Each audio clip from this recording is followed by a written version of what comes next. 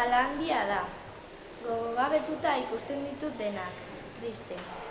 Nire aurretik gutxienez 100 pertsona izango ditut, eta atzetik 1000 baino gehiago, seguru. Munduan gozorik ez balego.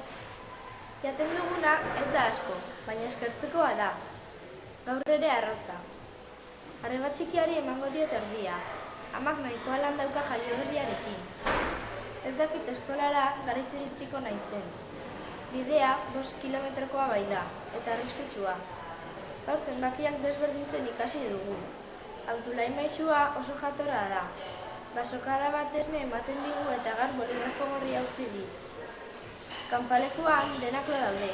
Izarrak oso argi ikusten dira gaur ere. Biharkoak bihar. Ala handia da. Nola biziko dira lurrunean?